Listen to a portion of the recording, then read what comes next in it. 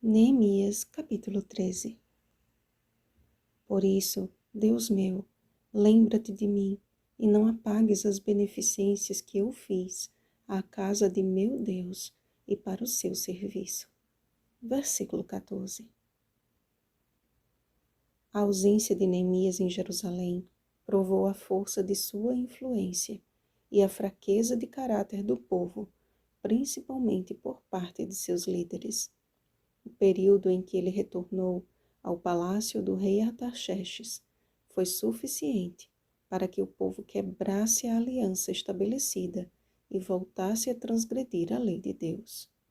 Casamentos mistos, mau uso da casa de Deus, negligência quanto à devolução dos dízimos e ofertas, comércio no dia de sábado, despertaram o zelo de Neemias e o fizeram agir de maneira ainda mais enérgica e pontual. A presença de Tobias no templo e a honra que lhe foi dada pelo próprio sacerdote, fazendo para este uma câmara grande, no lugar em que deveriam ser depositados os dízimos e as ofertas do Senhor, foi o fator determinante para Neemias iniciar as reformas necessárias. Atirando todos os móveis da casa de Tobias fora da câmara, sua atitude se assemelhou à atitude de Jesus, quando purificou o templo, expulsando os cambistas e derrubando as mesas e as cadeiras dos que vendiam pombas. Mateus capítulo 21, versículo 12.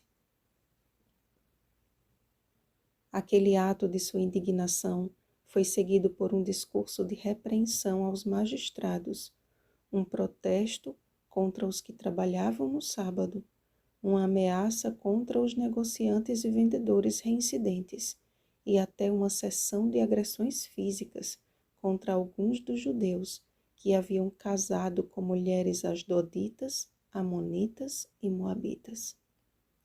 Certamente, Neemias tornou-se alguém respeitado e temido, pois não admitia que em seu governo houvesse quem cometesse injustiça sem que fosse por isso punido e corrigido.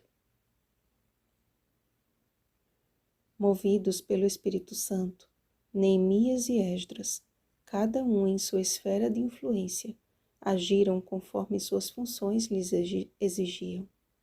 Mesmo que em uma função administrativa, Neemias desempenhou seu trabalho com o temor e o tremor de quem realizava, acima de tudo, uma obra espiritual.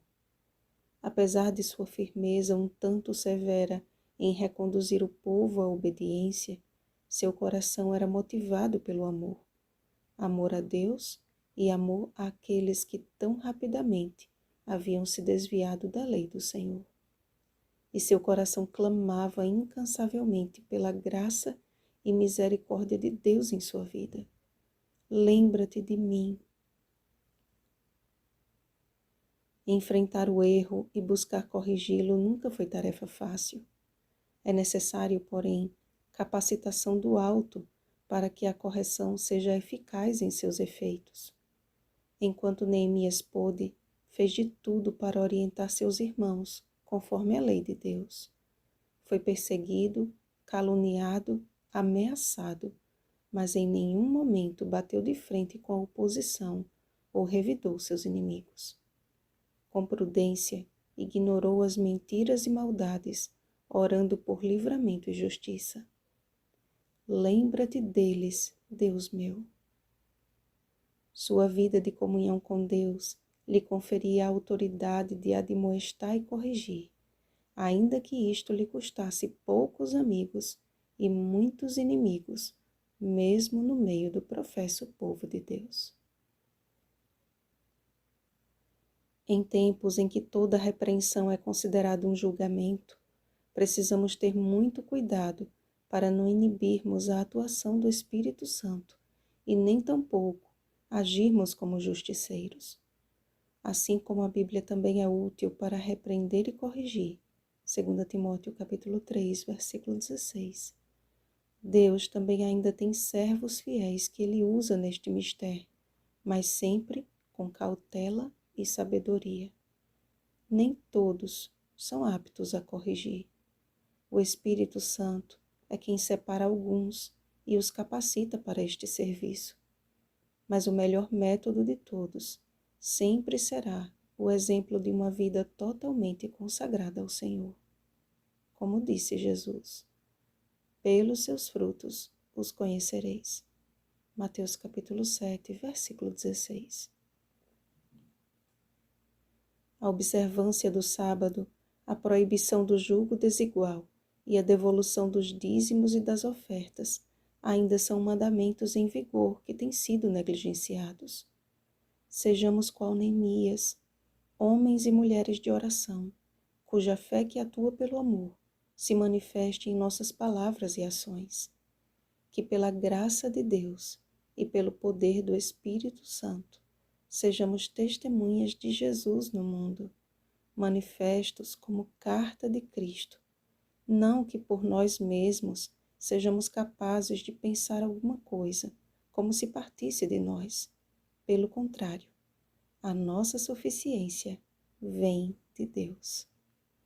2 Coríntios capítulo 3, versículos 3 e 5. Vigiemos e oremos. Bom dia, fiéis servos do Senhor. Oremos pelo batismo do Espírito Santo. Oremos uns pelos outros. Rosana Garcia Barros.